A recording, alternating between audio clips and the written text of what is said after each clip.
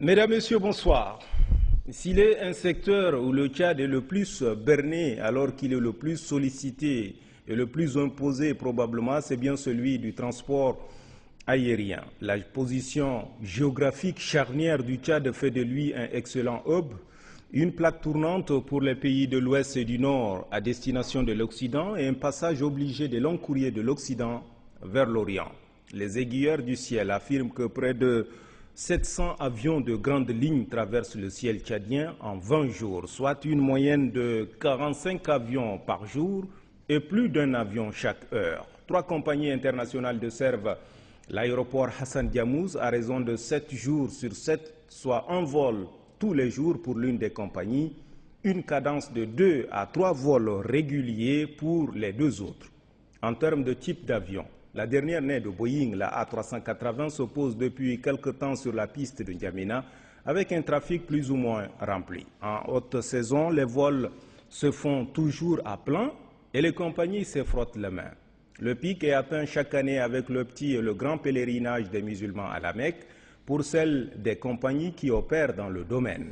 Pour ce qui concerne justement le pèlerinage, chaque année les prix des billets de transport sont systématiquement revus à la hausse, alors que la distance reste la même et les charges aussi. De 520 000 il y a 5 ans, on est passé à près du million du jour au lendemain. Une vraie spéculation qui consiste à bloquer les billets pour faire monter les enchères. De façon générale, les prix des billets restent exorbitants et varient à la discrétion exclusive des compagnies, alors que dans le monde entier, le passager a droit à 2 valises de 20 kg chacune en soute.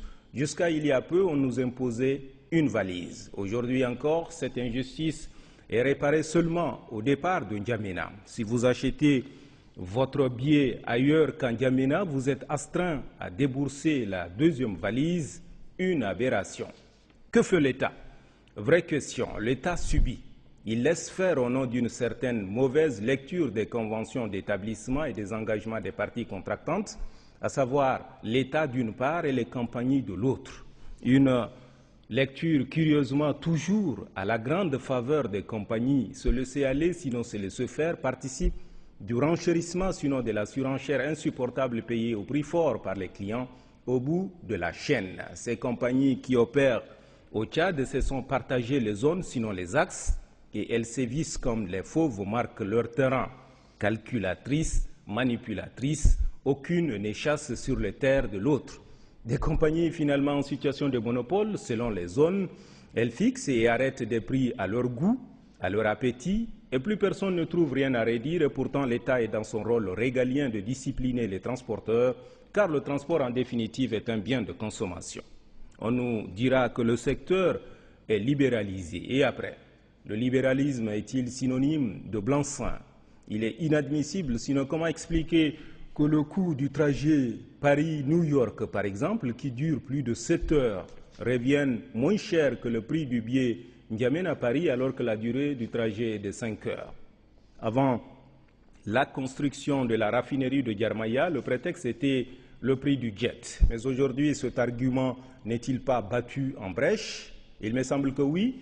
Il me semble aussi, et j'ai la faiblesse de croire, qu'il est venu le moment de passer la brosse à rayures dans ce secteur fermé jusqu'ici à la curiosité des journalistes. Vivement lundi prochain.